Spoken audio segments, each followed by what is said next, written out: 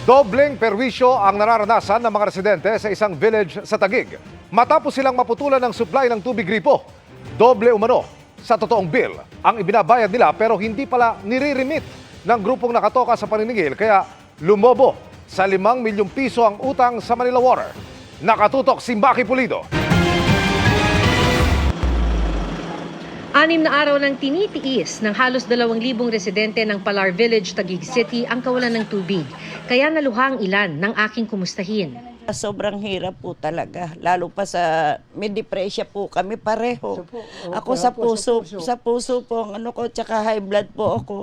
60 anyos na ang mag-asawang Lourdes at Wilfredo pero tinitiis ang araw makapag-igib lang sa poso. Nahihilo po. Puti lang po, kaya pumalit po lang yung aking panghakot. Mahirap po, wala po kami magagamit sa tubig eh. Ang pamilya ni VM di na makapag-ulit ng ligo at bumibili ng bottled water dahil di naman tiyak ang linis ng tubig poso. Ang hirap. Kasi may mga anak kami. Kasi paano na lang kaming mga may opera, may mga senior. Pinuto ng Manila Water ang tubig gripo sa kanilang lugar dahil sa mahigit 5 milyong pisong utang ng kanilang People's Organization na Inner Port Neighborhood. Ang grupo ang natokang maningil at magbayad sa Manila Water dahil naka-bulk metering pa sila o walang kanya-kanyang metro dahil Basis Conversion Development Authority o BCDA ang may-ari ng kanilang lupa. Tinatayang doble ng singil ng Manila Water ang singil sa kanila pero hindi pala nare-remit ng Inner Port Neighborhood ang bayad nila.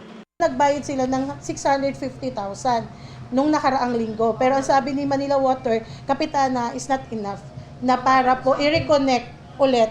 Umaasa ngayon ang mga residente sa parasyon ng truck ng tubig pero reklamo ng ilan. Hindi kami nabibigyan ng truck ng bombero ng tubig, laging lampas doon sa dulo. Sabi ng barangay, maghapon at magdamag ang pagsusupply nila ng tubig. Magkakaroon na rin ng 6 na stations na mapag-iigiban ng libreng tubig. May tubig gripo man sa ibang lugar sa Metro Manila, bumaba naman ngayong araw sa 185 meters ang level ng tubig sa Angat Dam na pinagkukunan ng domestic water ng Metro Manila at irigasyon sa Bulacan at Pampanga. Kaya pinagbabawalan muna ng DENR ang mga golf course sa paggamit ng tubig mula sa mga water concessionaire. Ito'y kahit may sariling imbakan naman ng tubig ang karamihan sa mga golf course. Hindi lang naman yung golf courses yan, merong mga gardens, merong mga paglinis sa clubhouse, etc. etc. Sana ay tumulong na rin sila doon sa pagtipid ng konsumo ng tubig. Sa mga bahay naman, sana raw gumamit ng balde, huwag hose, sa pagdilig o paglinis ng kotse. Kailangan magtipid para maiwasan ang rotational water interruption dahil sa Hulyo pa inaasahan ang mga pag-ulan na pupuno sa Angat Dam. Para sa GMA Integrated News, Maki Pulido, nakatutok, 24 oras.